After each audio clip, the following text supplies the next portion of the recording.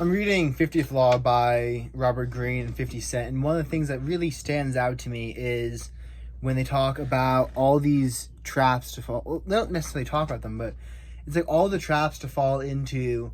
And at least for me, I used to constantly try to always be learning, always be doing something.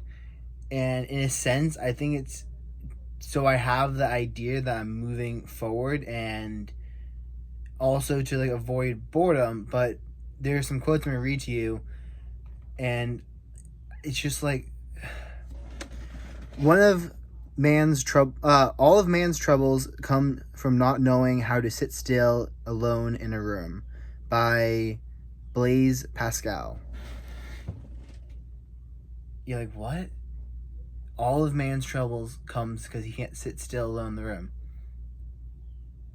I mean, why does someone crave nicotine?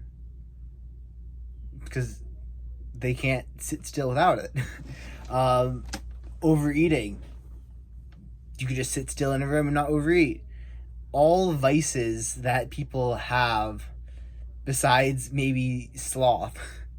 Because I guess if someone really wanted to, they could sit still in a room and still be lazy. But that would be... Yeah, I guess you could just do that one. I mean, so I guess it's not all, but most of them. Like, for the sake of what I'm saying here, just apply all to any issues you currently have in your own life. Because if you start looking for like, well, it doesn't apply in this case or this case, start nitpicking it, you'll like not dive deep enough into applying this on yourself and really reflecting upon it. And just notifications on my iPad. I'm thinking about this. I'm like, a lot of the issues I had in the past stem from this inability to necessarily sit still and just do work. Because if you can sit still, yeah, man's inability, all of man's troubles comes from not knowing how to sit still alone in a room. If you can sit still alone in a room, you can figure out a solution to almost any issue that actually is coming at you, which is like the weirdest thing. I mean, I think it was Ty Lopez or someone, but I heard this quote. He's like, you want to solve an issue? Sit down and brainstorm 100 things, 100 ways to solve it. Your answer's going to be on that list.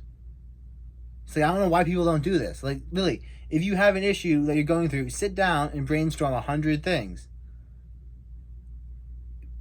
I mean, are you going to sit down? Probably not. I mean, a lot of people don't, and I think it's because they can't sit down alone in the middle of a room. So, I mean, there is truth to this, and the more I look at it, at least for me right now, it just seems like a giant thing screaming, meditate. You need to meditate more. I'm like, yeah, I think that would be a good point. And I was talking to one of my friends this weekend, and I was like, yeah, I do like 15 minutes almost every day. Some days I forget. Some days I like, I don't know, half-ass my meditation, where I'll just kind of sit there instead of focusing on my breathing. I'll just go like this, and I kind of just like relax into it, and I call it meditation. But I'm not like centering myself. I'm kind of just it's not meditation, it's mindfulness.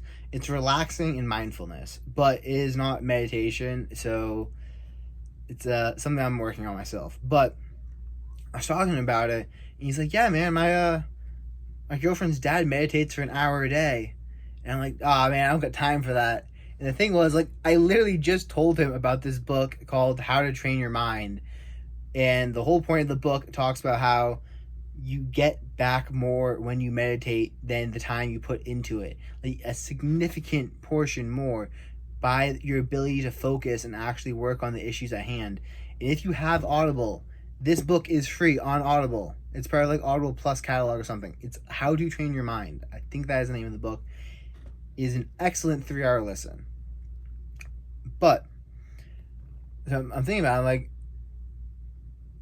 isn't that a weird disconnect to have? Like, I'm thinking meditation gives you back more time than you put into it. And then, hey man, I just don't get time to meditate for that long. I'm like, that is a weird disconnect I have going on in my head.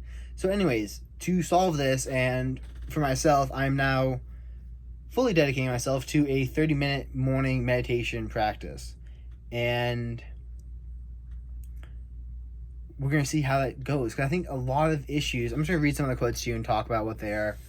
So, many people cannot handle the boredom this entails. They fear starting out on such a arduous process. They prefer the distractions, dreams, and illusions, never aware of the higher pleasures there are for those who choose to master themselves and to craft. So this is just Robert Greene talking about how we don't really see what people put in to become geniuses or to become great. We just see the end result and then assume that like that just magically happened. It's like, no, they put in hours upon thousands of hours into mastering themselves and pushing through and studying, and it was boring. As someone who has an engineering degree, it's boring. A lot of it's really boring. But saying that is also boring compared to what? Like, think about that, because my dad always told me only boring people get bored. So I don't necessarily want to say the work's boring, but your brain's going to be shouting at you to look at 1,000 different other stimuli because those are going to release more dopamine. Yeah, that's my definition. Here's another one. Understanding the real secret, the real formula for power in this world lies in accepting the ugly reality that learning requires a process, and this in turn demands patience and the ability to endure drudge work. I can endure drudge work, but one of the skills I'm working on is patience, because I'm really not patient, and I will come up with like busy work for myself to do in order to avoid doing nothing, because I don't really have good patience. So that's also something I'm addressing with the meditation. Even with, the company we tour is going well right now, but like we make a product, we put it up, and then you're waiting and you're letting orders come in and you're filling those orders, but you're like, okay, what do we do now? Like, the answer is you let the ad run and you see how it performs, and then you tweak it, but you have to let it run in order to actually tweak it. So I was just like, what are we doing? What should I be doing? Because you just have this like mad scramble of like you're spending hours upon hours building a product, doing the research for it, and then releasing it, and then you're like, there's nothing to do for like the next week because we're letting an ad run. What? It's like, I'm like, it's just this feeling of like I'm not moving forward that I need to work on, because Tim Ferriss talks about it, Donald Trump talks about it in Art of the Deal. But it's like you need to allow your mind to relax, because you cannot have new insights if your mind is not relaxed. And when you're constantly looking for something to do because you care more about the feeling of moving forward in the feeling that you're improving yourself rather than actually improving yourself and improving the company by gaining new insights, it's when you have an issue that you need to address. So that's one thing I'm doing for myself. He just says, if you are really after power and mastery, then you will absorb this idea deeply and engrave it on your mind. There are no shortcuts. You will be able to endure. You will distrust anything that is fast and easy. You'll be able to endure the initial months of dull, repetitive labor because you have an overall goal. This will prevent you from short-circuiting, knowing many things knowing many things but mastering none of them. In the end, you will really be what you will really be doing is mastering yourself, your patience, your fear of boredom, empty time, and the constant need for fun and amusement. This is even something I was talking about earlier, where once you cut out, you just draw like, you just need to draw a freaking line in the sand, and you're like, these are the apps and the platforms I'm not using. I'm not watching YouTube. I mean, yes, you watch YouTube if you have like a question that you want answered, but like, do not just mindlessly scroll on YouTube. I unfollowed everyone I followed. If you do not get value from these videos, unfollow me. Do not look at the stuff. Like, do not mindlessly scroll YouTube. If you see something that you think, oh, this channel has given me a lot of value, continue to watch it or read books. I don't really care, but like, just don't mindlessly scroll on YouTube. It's a horrible habit to have. Prime, Netflix, Hulu, all these things, just cancel them. And then you're like, what am I going to do? You're like, okay, well, I could go for a walk. You're like, maybe I don't really want to do that right now. And I could work. I mean, that's something I could do. And then you're like, well, I actually hit my 8 hours for working today, and I do set a limit. I set a hard limit on myself of how many hours I will work in a day, and I try to split it up of 8 hours of sleep, 8 hours of work, and 8 hours for like personal health, fun, mental health, spirituality, and like have actual boundaries so that you don't wind up crashing and burning. But yeah, once I hit my 8 hours of work, I'm done. I might go out, network, but I mean, socializing is just fun. So I don't really consider that to be work, even though it is something beneficial. But just getting out of the house. There was another quote where it's like, millionaires are made from procedures and billionaires are made because of the network. I don't really know what it was, but it just talks about the importance of building up a social circle and a giant network.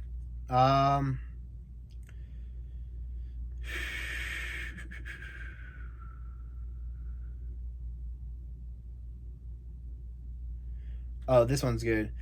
In that long period of time that we need to reach the goal, we are I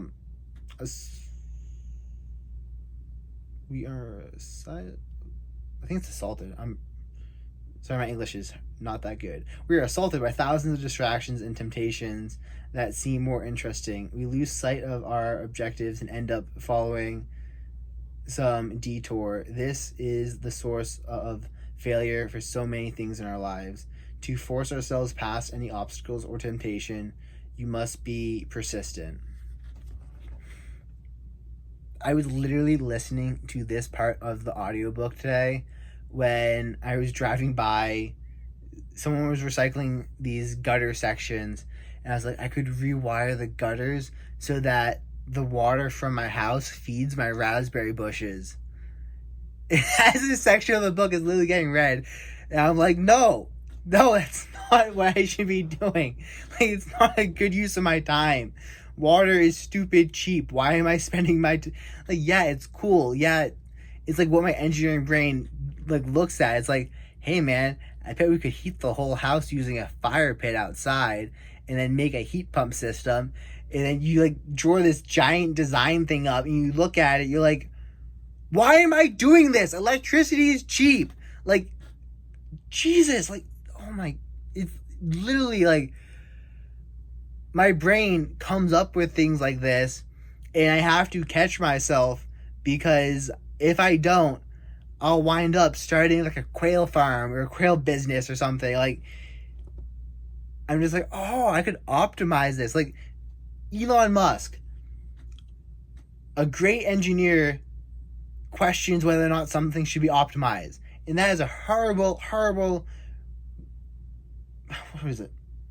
I butchered what the actual saying was, so don't quote this video for that saying. He has something like that. But he's like, yeah, an actual good engineer will question whether or not something should actually be optimized. Because a lot of things shouldn't actually be optimized. Which, if you watch my video, which I'll link at the end of the video, about scheduling or cutting back on the to-do list, the first step is to eliminate. Like, there's so many things in our lives we need to eliminate, but we don't, because the process of eliminating is literally, I mean, making the decision is like, we have all these possible branches reaching out from the current moment of where our lives could end up, and we like looking at them, and then we take a knife and we're like, gonna cut that branch off, we're gonna cut that branch off, and you're actually limiting your future outcomes because what you're choosing to put your time into, and cutting yourself off from what those potential places could be is painful. It's like killing bits of yourself that could be. You're like, this bit will never exist. Well, I guess I can decide between horseback riding or seeing my friends. So I guess I'll never be a horseback rider or something. Like, random examples I'm coming up with here, but I did like horseback riding. But just decisions you have to make. Like, do you want this person in your life, or do you want to do this sport? Sometimes you can't have both because you only have 24 hours in a day. So you have to cut off possible things you could be. And it's an uncomfortable process, which is why many people don't do it. And in so doing so, let their lives just stagnate. I mean, I could have sworn I had more quotes from this. Temptation.